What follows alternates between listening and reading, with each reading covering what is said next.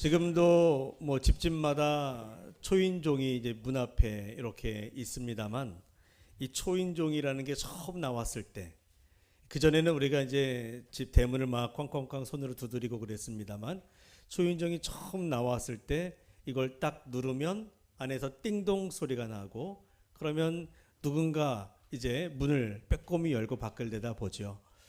자, 그 초인종이 참 아이들 눈에는 재미있는 물건으로 보였습니다. 그래서 짓궂은 아이들이 이 초인종을 가지고 장난을 좀 했었어요. 어렸을 때. 어떤 장난을 합니까? 예. 그 남의 집에 몰래 살금살금 다가가서 초인종을 딱 누릅니다. 그럼 띵동 안에서 소리가 나면, 안에서 누구세요? 라고 하는 소리가 나면 어떻게 하죠? 도망을 가요. 도망을. 어떻게 이렇게 잘하십니까? 도망가는 거예요. 그리고 골목 속에서 숨어가지고 지켜봅니다. 그럼 안에서 누가 주인이 문을 열고 딱 나오는데 아무도 없잖아요. 손님이 온 줄 알고 나와서 보니까 아무도 없습니다. 아이들이 장난하는 건 줄 알고 소리치죠. 누구야? 누가 장난하는 거야? 그럼 멀리서 그 모습을 보면서 아이들이 킥킥거리면 이제 웃어요. 그리고 또 다른 집에 가서 또 딱 장난을 하는 거죠. 자, 아마 어릴 적에 뭐 그런 장난을 한 번씩 해본 적이 있는 분들도 뭐 저를 포함해서 있을 것이고, 그런 장난을 당해본 사람들도 있을 겁니다. 물론 지금 생각해 보면 이게 아이들의 장난이라고 하지만 참 못된 장난이에요. 그죠? 자, 그런데 여러분, 초인종이라는 게 본래 뭐 하는 겁니까? 무슨 물건이에요? 누가 왔는지 또 그걸 알기 위해서, 그리고 닫힌 문을 열게 하기 위한 도구입니다. 장난치라고 만든 게 아니에요. 다시 문 앞에서 안에 있는 사람에게 신호를 보내는 거예요. 무슨 신호입니까? 초인종을 딱 누르면 어떤 의미가 있는 거죠? 내가 지금 여기 있습니다. 문을 열어주십시오. 그런 의미예요. 제가 용건이 있어 이 집에 왔습니다. 저를 만나주십시오. 그런 의미가 초인종에 있는 겁니다. 자, 문이 닫혔을 때 우리는 무작정 들어가지 않아요. 아는 집이라고 해서 벌컥벌컥 문을 열고 무례하게 하지 않습니다. 초인종을 누르거나 노크를 하죠. 그리고 안에서 주인이 문을 열어주기를 기다립니다. 자, 여러분, 우리가 하나님 앞에 드리는 기도, 저는 이 기도가 바로 이 초인종을 누르는 것과 같다. 저는 이렇게 설명드리고 싶어요. 기도는 내가 열 수 없는 문 앞에서 하나님 앞에 이 문 열어달라고 초인종을 누르는 것입니다. 내가 할 수 없는 일 앞에서 이 일을 주님께서 해결해 달라고 하나님 앞에 부탁드리는 것이 기도인 거예요. 내 말로 움직일 수 없는 사람의 마음, 또 내 능력으로 해결할 수 없는 문제 앞에서 하나님 앞에 이렇게 아뢰는 거죠. 주님, 이 닫혀있는 문을 열어 주옵소서. 이것이 기도입니다. 자, 오늘 본문에 보면, 우리가 함께 읽은 이 사도행전 12장을 보면 닫힌 문 앞에 놓여 있는 그 어려운 상황 속에 있는 사람 한 사람이 나오죠. 바로 베드로인데요. 베드로가 감옥에 gat혀 있습니다. 지금 쇠사슬에 손과 발이 묶여 있고 감옥 문은 굳게 닫혀 있어요. 그리고 그 감옥 밖에는 군사들이 철통같이 지키고 있습니다. 자, 근데 그때 교회가 한 일이 있어요. 베드로는 옥에 갇혀 있지만 교회가 한 일이 있습니다. 교회는 감옥에 갇혀 있는 이 베드로를 위해서 하나님 앞에 간절히 부르짖어 기도했어요. 사람의 힘으로 열 수 없는 굳게 닫혀 있는 문 앞에서 하나님께 그 닫혀 있는 문을 열어달라고 뭘 눌렀어요? 초인종을 누른 거예요. 이 닫힌 문을 좀 열어주십시오. 그러자 여러분, 놀라운 일이 벌어집니다. 주의 천사가 베드로에게 나타나게 되었고, 베드로의 손과 발에 묶여있던 쇠사슬이 풀어지고 닫혔던 옥 문이 열렸습니다. 그렇게 베드로가 감옥에서 나오게 되죠. 자, 여러분, 오늘 저는 이 말씀을 통해서 기도가 우리 인생의 닫힌 문을 여는 하나님의 능력인 것이 여러분 마음에 믿어지게 되기를 바라며, 우리가 그 믿음 가지고 우리 닫힌 문 앞에서 낙심하지 않고 우리도 믿음으로 초인종을 하나님 앞에서 눌러서 기도의 응답으로 여러분의 인생의 닫힌 문이 활짝 열려지게 되는 그 은혜를 누리게 되시기를 주님의 이름으로 간절히 축원합니다. 이를 위해서 우리가 해야 될 일이 있습니다. 첫 번째는 우리는 절망적인 상황에서도 기도해야 합니다. 자, 오늘 본문의 상황, 베드로가 옥에 갇혀 있는 그 상황은 인간적으로 보면 너무나 절망적이에요. 소망이 없습니다. 자, 우리 한번 1절을 보면 사도행전 12장 1절 이렇게 시작합니다. 시작. 그때 헤롯 왕이 손을 들어 교회 중에서 몇 사람을 해하려 하여. 자, 당시에 유대 땅을 다스리던 왕이 헤롯입니다.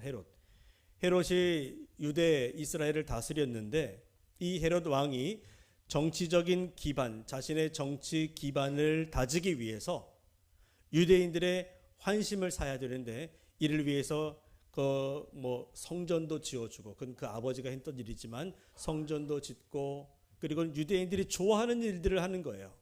가만히 보니 성전을 그 유대교에서 떠나서 교회를 예수를 따르는 이 그리스도인들을 유대인들이 싫어하는 것을 보고 그리스도인들을 핍박하기 시작합니다. 교회를 핍박해요. 그런데 그 핍박의 강도가 조금씩 높아지면서 강도가 세지면서 급기야는 사람을 죽이기까지 합니다.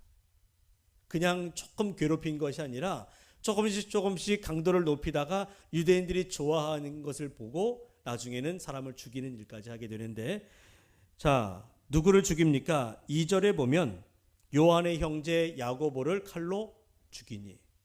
여러분, 요한의 형제 야고보가 누군가 하면 예수님의 12 제자 가운데 한 사람이죠. 베드로, 안드레, 그 다음 누구요? 야고보. 예, 그렇게 쭉 나가죠. 그 세 번째 인물 야고보가 바로 여기 헤롯에 의해서 죽임을 당한 그 야고보입니다. 자, 그런데 여러분, 야고보가 헤롯의 칼에 죽임을 당했다. 물론 그 사도 야고보가 죽임을 당한 것이 초대교회 성도들에게 큰 충격이었을 거예요. 그런데 문제가 거기서 끝나지 않습니다. 헤롯 왕이 이번에는 누구까지 잡아들이려고 합니까? 베드로까지. 베드로. 여러분, 베드로는 초대교회의 가장 핵심 인물이죠. 그가 오순절 성령 강림 사건 이후에 성령 충만을 받고 거리로 나가 복음을 담대히 전하며 많은 이들을 전도해서 예루살렘 교회가 시작이 돼요. 초대교회의 시작이 바로 이 베드로의 순종을 통해 이루어집니다. 그런데 그 베드로마저 붙잡히게 되는 거죠. 그리고는 그 생사를 정말 확신할 수 없이 어쩌면 베드로도 야고보처럼 죽임을 당할 가능성이 높았습니다. 인간적으로 보면 지금 베드로의 앞날은 어두워요. 아무것도 할 수 있는 일이 없어요. 안타깝게도 교회도 그 믿는 사람들도 그들의 힘으로는 베드로를 구해낼 수가 없었습니다. 자, 본문을 보면 오늘 성경에 보니까 베드로가 감옥에 갇혔는데 그냥 갇혀 있는 게 아니에요. 4절에 보면 군인 4씩 4패가 그렇게 감옥을 삥 둘러서 감시를 합니다. 4씩 4패면 몇 명의 총? 16명이 한 사람을 감시를 하는데 그것도 모자라서 6절에 보면 6절에 우리 한번 같이 읽어볼까요? 6절 시작. 헤롯이 잡아 내려고 하는 그 전날 밤에 베드로가 두 군인 틈에서 두 쇠사슬에 매어 누워 자는데 파수꾼들이 문 밖에서 옥을 지키더니. 문 밖에 16명이 지키고 있는 게 모자라서 그것도 불안해서 두 군인을 베드로가 갇혀있는 옥 안에 같이 넣어서 그 옆에서 단단히 붙잡고 있게 만드는 거예요. 쇠사슬에 묶여있는 베드로를 두 사람이 또 붙잡고 지키는 겁니다. 자, 얼마나 철저한 감시인지 몰라요. 그야말로 모든 길이 막혀 있습니다. 사람의 눈으로 보면 살아날 길이 없어요. 빠져나올 수 있는 구멍이 없습니다. 그런데 여러분, 바로 그때 모든 가능성이 막혀 있는 그 절망적인 상황에서 교회가 무엇을 합니까? 그렇죠.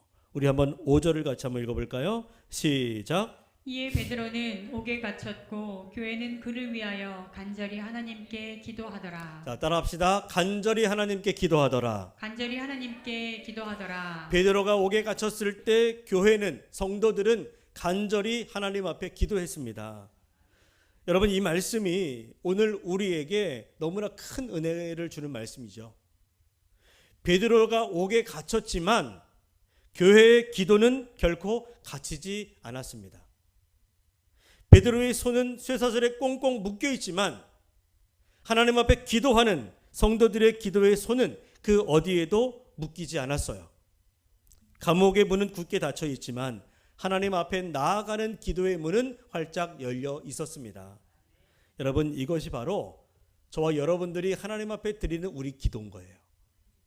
기도는 여러분, 상황이 좋을 때만 하는 것이 아닙니다. 오히려 기도는 때로 길이 보이지 않아 답답할 때, 문이 닫혀 있을 때, 내 생각으로는 인간적으로 보면 아무 가능성이 없어 보일 때에도 하나님 앞에 나아가는 믿음의 행동이 바로 우리의 기도인 것입니다.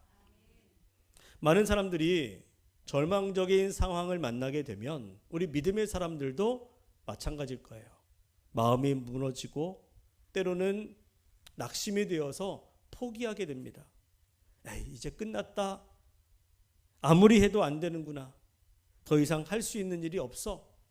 뭐 이렇게 우리 내 인생의 문제 앞에서도 낙심할 수밖에 없는데, 그러나 여러분, 믿음의 사람은 다르게 반응해야 합니다.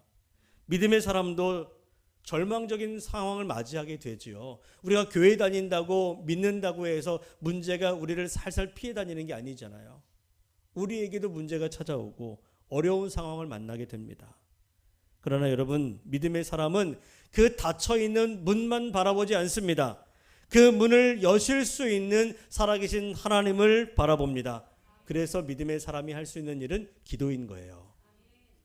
자, 교회가 베드로를 위해서, 갇혀있는 베드로를 위해서 기도했다는 것은 교회가 여전히 하나님을 믿고 있다는 거죠.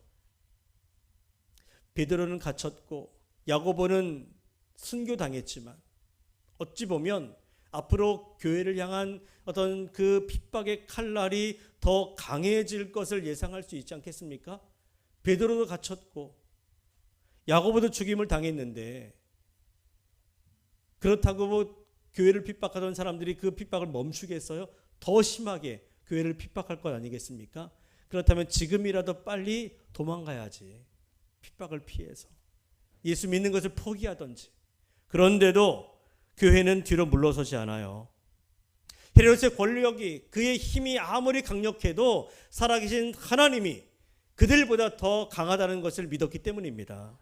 감옥문이 굳게 닫혀 있지만 하나님은 그 문도 여실 수 있는 분이심을 믿었기 때문에 교회는 기도하는 것을 포기하지 않았습니다. 여러분, 우리 삶에도 이런 순간들이 찾아와요. 내 힘으로 열 수 없는 문 앞에 서기도 하고, 내 힘으로 해결할 수 없는 문제를 만나 마음이 답답하고 마음은 조일 때가 있죠. 아무리 노력해도 바뀌지 않는 상황 때문에, 아무리 애를 써도 움직이지 않는 사람의 그 마음 앞에서 내가 사랑하고 걱정하지만 내 힘으로 어떻게 할 수 없는 그 변하지 않는 사람 때문에 힘들고 답답한 일을 경험하게 되는데, 여러분, 그때 우리는 실망하게 되지만 그렇다고 낙심하고만 있어서는 안 됩니다. 포기만 하고 있어서는 안 됩니다. 그때 우리가 해야 될 일이 있는 거죠. 무엇을 해야 합니까? 기도하는 거예요. 왜냐하면 사람의 길은 막혀도 하나님의 길은 막히지 않기 때문입니다. 사람의 손이 닿지 않는 곳이 있다 할지라도 하나님의 손길이 닿지 못하는 곳은 없어요.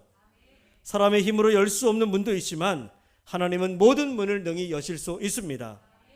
자, 오늘 본문에서 교회는 베드로를 위해서 간절히 기도했습니다. 그 기도는 어떤 가능성, 희미한 가능성을 보고 기도한 게 아니에요. 아무런 가능성이 없는 가장 절망적인 상황에서 시작된 기도였습니다. 그러나 바로 그 기도 위에 하나님이 역사하셨어요. 그러므로 절망적인 상황에서도 여러분들의 기도가 멈추지 않게 되기를 바랍니다. 절망은 하나님께 기도하는 자리가 되어야 되고 그 기도의 자리에서 하나님께서 여시는 그 닫힌 문을 여는 그 놀라운 역사가 시작될 것을 믿을 수 있기를 주의 이름으로 간절히 축원합니다. 두 번째는 우리는 닫힌 문을 여시는 하나님을 믿어야 합니다. 자, 베드로가 감옥에 갇혔어요. 문은 굳게 닫혀 있고 손과 발은 쇠사슬에 묶여 있습니다. 그리고 문 밖에는 파수꾼들이 지키고 있어요. 사람의 눈으로 보면 그 누구도 소위 개미 한 마리 빠져나올 수 없는 그런 상황인 거예요. 자, 그런데 그 밤에 놀라운 일이 일어나죠. 자, 우리 한번 7절 상반절을 같이 한번 읽어봅니다. 시작. 호련히 주의 사자가 나타나매 옥중에 광채가 빛나며 아무도 들어갈 수도 없고 나올 수도 없는 그 감옥 안에 호련히 갑자기 누가 나타나요? 주의 천사가 나타납니다. 그러자 캄캄했던 어두운 감옥 안이 환하게 빛나기 시작해요. 여러분, 이게 바로 하나님의 역사예요. 기도의 능력입니다. 베드로가 갇힌 곳은 사람이 마음대로 들어갈 수도 없고 나올 수도 없는 감옥이죠. 그런데 하나님의 천사가 그 감옥 안에 들어가 있습니다. 이걸 어떻게 설명할 수 있죠? 이것은 여러분, 사람의 감시가 아무리 철통 같아도 하나님의 역사를 막을 수는 없다는 것입니다. 감옥 문이 아무리 굳게 닫혀 있어도 하나님의 일하심을 가둘 수는 없다는 사실입니다. 자, 그리고 7절 하반절을 다시 이어서 계속 보시면, 자, 시작. 또 베드로의 옆구리를 쳐 깨워 이르되 급히 일어나라 하니 쇠사슬이 그 손에서 벗어지더라. 자, 쇠사슬이 그 손에서 벗어졌어요. 여러분, 얼마나 놀라운 일입니까? 베드로가 갑자기 힘이 쓰여져서 그 묶인 쇠사슬을 끊어낸 것이 아닙니다. 누군가 와서 그 쇠사슬을 풀어준 것도 아니고 누가 한 거예요? 하나님이 하셨죠. 여러분, 기도의 응답은 이렇게 나타납니다. 사람이 볼 때는 묶여 있고 갇혀 있고 더 이상 아무것도 할 수 없는 것처럼 보여도 우리가 기도할 때 하나님이 역사하시면 묶였던 것이 풀어지고 갇혔던 자들이 자유함을 얻게 되고 불가능한 것이 가능하게 되어진다는 사실을 믿으시기를 주의 이름으로 축원합니다. 자, 그리고 10절 본문 10절을 보면 이렇게 이어지게 되는데, 자, 10절 시작. 이에 첫째와 둘째 파수를 지나 시내로 통한 쇠문에 이르니 문이 저절로 열리는지라. 자, 한번 따라합시다. 문이 저절로 열리는지라. 문이 저절로 열리는지라. 문이 저절로 열리는 거예요. 자, 베드로를 깨웠습니다. 급히 일어나라. 그랬더니 묶였던 것들이 다 풀어져요. 자유가 되었습니다. 그리고 일어났습니다. 천사를 따라 나가는데 문이 저절로 스르르 열리는 거예요. 그동안 닫혀있던, 굳게 닫혀있던 문들이 하나, 둘 계속해서 다 문이 열리더니 급기야는 이 베드로가 천사를 따라 밖에 나와 있는 거예요. 거리에. 자, 그런데 여러분, 우리가 분명히 알아야 될 게 있습니다. 문이 저절로 열리는지라라고 말씀하고 있는데 사실은 여러분, 그 문이 저절로 열린 것이 아니에요. 어떻게 문이 저절로 열립니까? 사람의 눈에는 저절로 자동문이 아닌데 저절로 열리는 것처럼 보이지만 누가 여신 거예요? 누가 열었어요? 여러분 보셨습니까? 그런데 어떻게 아세요? 성경에서 보면 저절로 열렸다고 하는데 저절로 열리는 문은 없습니다. 누군가 열었던 거죠. 누가 열었어요? 하나님이. 베드로가 연 것도 아니고 성도들이 몰래 와서 열어준 것도 아니고 군사들이 문을 잠그는 것을 깜빡해가지고 자동으로 열린 것도 아닙니다. 하나님이 여신 거예요. 여러분, 기도는 바로 이걸 믿는 거예요. 이것을. 무엇을 믿는 겁니까? 우리 눈에는 보이지 않지만 그러나 지금도 분명히 살아 역사하시는, 우리를 위하여 일하고 계시는 그 하나님의 일하심을 믿고 기도하는 겁니다. 이게 믿음이고, 이런 믿음이 있는 사람만이 기도할 수 있어요. 내가 기도하면 보이지 않지만 하나님이 일하실 것이다. 이런 믿음이 없으면 기도 못해요. 그런데 우리는 그 믿음이 있기에 하나님은 살아계시고 그 하나님은 내가 기도할 때에 그 기도에 응답하신다는 것을 믿기 때문에 우리는 기도하는 줄로 믿습니다. 여러분, 우리 인생에도 다친 분들이 있잖아요. 왜 없습니까? 지금 여러분들의 인생에도 닫혀 있는 분들이 있을 거예요. 그것 때문에 답답하고 힘들고 사람들과의 관계의 문, 아무리 애를 써도 마음의 문을 열어주지 않는 사람이 있습니다. 취업의 문이 닫히고 사업의 문이 닫히고 건강의 문이 닫히고 물질의 문이 닫히고 내 힘으로 해결할 수 없는 분들이 있습니다. 그럴 때 우리는 그 문 앞에서 쉽게 마음이 상하고 낙심하게 돼요. 누구나 그렇습니다. 아유, 안 되는가 보다. 이 문은 열리지 않는 문인가 봐. 이 사람은 절대 안 바뀌는구나. 이 문제는 해결되지 않는구나. 이런 이 닫힌 문 앞에서 우리의 마음의 문도 닫혀버리게 되는 거죠. 그러나 여러분, 오늘 말씀은 우리에게 분명히 가르쳐 줍니다. 너희들 그 닫힌 문만 바라보지 말아라. 문이 닫혀 있다는 사실만 보지 말고 그 문을 능히 여실 수 있는 모든 문에, 모든 기회에, 모든 상황의 주인이신 하나님을 바라보라는 거죠. 여러분, 하나님은 감옥 문도 여셨습니다. 하나님은 쇠사슬도 풀어주신 분이세요. 하나님은 우리가 갈 수 없는 곳도 가시고 우리가 열 수 없는 문도 여십니다. 그러므로 믿음의 사람이라면 여러분 앞에 닫힌 문만 바라보면서 낙심하지 마시고 이제부터 그 닫힌 문 앞에서 하나님을 바라보며 기도할 수 있는 우리 주의 성도들이 다 될 수 있기를 주님의 이름으로 간절히 축원합니다. 자, 세 번째 우리가 알아야 될 것은 기도의 능력은 시간과 공간을 초월한다는 사실이죠.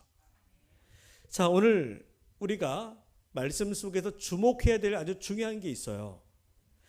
베드로가 옥에 갇혀 있을 때, 감옥에 갇혔을 때 교회가 성도들이 모여서 기도했는데 어디서 기도했습니까? 교회에서 기도했어요. 그 교회가 감옥 옆에 있습니까? 아닌 거예요. 베드로가 갇힌 감옥에 가서 기도한 게 아닙니다. 그 감옥에 삥 둘러 앉아서 기도한 게 아니에요.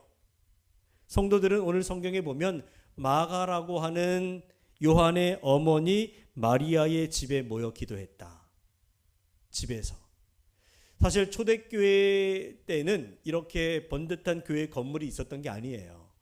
그래서 큰 다락방이나 집에서 사람들이 모여서 기도했고 예배드렸어요. 가정이죠. 집이죠. 그게 교회입니다. 예루살렘 교회의 시작도 마가의 다락방이에요. 자, 성도들이 집에 모여서 기도한 거예요. 그런데 놀랍게도 하나님의 역사는 어디서 일어납니까? 감옥에서 일어나요. 기도는 집에서 했는데 역사는 감옥에서 일어났다. 여러분, 이게 무슨 조합입니까? 그런데 기도의 능력이 그렇다는 거예요. 성도들은 분명 집에서 기도했는데 천사가 감옥에 나타났어요. 성도들은 집에서 기도했는데 쇠사슬은 감옥에서 풀어집니다. 성도들은 집에서 하나님께 부르짖어 기도했는데 베드로가 있는 그 감옥의 문이 열리게 된 것입니다. 여러분, 이게 기도의 놀라운 능력이죠. 기도는 여러분, 내가 있는 자리 안에 갇히지 않아요. 오늘 여러분들이 이 자리에서 기도했다면 이 기도는 여기서만 이루어지는 게 아니에요. 이 기도는 분명 교회의 문을 넘어 여러분들이 기도하고자 하는 그 사람, 그 상황, 그 문제, 그곳에서도 역사가 일어난다는 거죠. 내가 여기서 기도하면 하나님은 거기서도 일하십니다. 내가 이 자리에서 누군가 이름을 위해서 기도하면 하나님은 그 사람이 있는 그곳에서 역사하십니다. 그리고 여러분, 기도는 공간의 제한을 받지 않을 뿐만 아니라 시간의 제한도 받지 않아요. 이게 무슨 말입니까?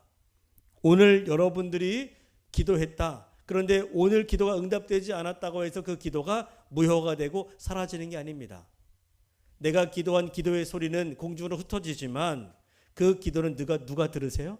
하나님이 들으시고, 오늘 응답되지 않은 기도가 사라지는 것이 아니라 그 기도는 반드시 하나님의 때에, 하나님의 방법으로 하나님께서 역사하실 것입니다. 그러면 여러분, 우리가 내 능력으로, 내 생각으로 하나님의 능력을 제한하지 말고 모든 공간과 시간을 초월하여 역사하시는 그 하나님 앞에 언제나 믿음으로 기도하시기를 바랍니다. 내가 기도하면 하나님은 지금도 일하시고 앞으로도 일하시고 가장 알맞은 때에 가장 선한 방법으로 응답하실 줄로 믿습니다. 자, 여러분, 이제 우리가 오시오 주일을 준비하며 우리가 해야 될 일이 분명하지요. 지난주에 여러분들이 태신자의 이름을 작정했습니다. 어떤 분은 가족의 이름을 적으시고, 또 어떤 분은 오랫동안 교회를 떠난 성도의 이름을 기억해서 쓰셨고, 또 어떤 분은 이웃이나 친구, 직장 동료의 이름을 적기도 했습니다. 그런데 여러분, 그 이름을 적은 것으로 끝나면 안 돼요. 작정은 시작이에요, 시작. 이제 그 과정이 있어야 되고 결과가 있어야 되는데 그 과정은 기도하는 거죠. 작정 카드에 적힌 이름이 그저 종이 위에 글자로만 남지 않게 해야 합니다. 여러분, 그 이름이 여러분의 기도의 제목이 되셔야 돼요. 자, 여러분 왼쪽으로 한번 보세요. 왼쪽에 보면 우리 예수님이 두 팔을 벌려서 이렇게, 바로 그 옆에 벽에 현수막이 걸려 있습니다. 인자한 우리 예수님의 얼굴에 미소가 있고 두 팔을 벌리면 뭐라고 초청하시죠? 수고하고 무거운 짐진 자들아 다 내게로 오라 부르시는 거예요. 자, 그런데 그 예수님의 품 안에 뭐가 있습니까? 하트가 있는데 저 하트에 이름이 적혀 있는 거예요. 여러분들이 작정자 명단을 내셨는데 그 이름을 저렇게 하트에다가 적어서 붙인 거예요. 이건 상징적인 거지만 지금 여러분들이 작정한 태신자가 예수님의 품 안에 있는 것처럼 예수님이 그들을 부르셔서 품으로 품으시고 안아주시는 것처럼 우리가 그렇게 생각하고 또 그렇게 되기를 바라면서 그 이름을 주님 품에 안겨드렸는데 저렇게 되기를 원하시죠. 여러분들이 기도하고 작정한 그 태신자가 주님 품에 안겨서 구원받는 것을 원하시지 않습니까?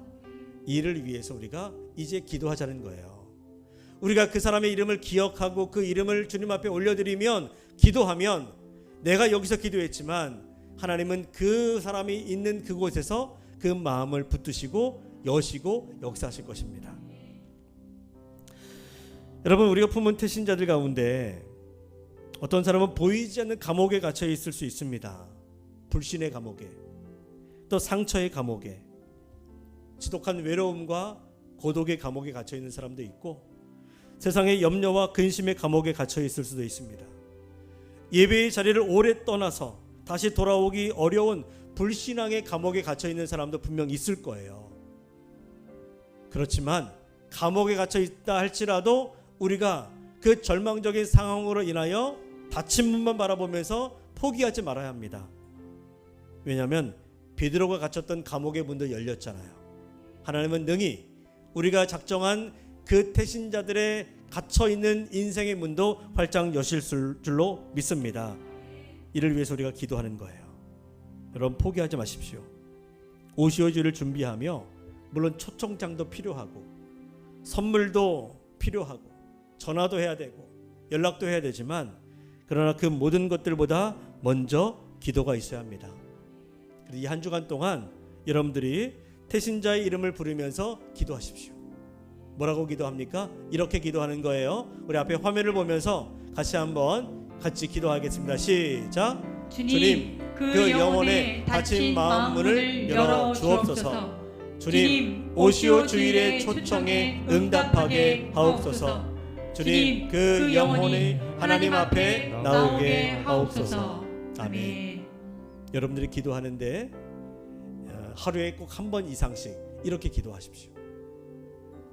집에 가면 또 까먹을 것 같은데 제가 그래서 이번 주에 여러분들에게 기도할 기도 제목들을 보내드릴 거예요. 문자로 보내드리면 그걸 받으시고 한 주간 동안 계속 기도하는데, 식사 전에 기도하시고 생각날 때 기도하시고 잠자기 전에 기도하시고, 여러분 그렇게 기도하면 하나님 반드시 들을 겁니다. 바라기는 대적교회 모든 성도들이 오시오 주일을 준비하며 한 영혼을 품고 기도하게 되기를 바랍니다.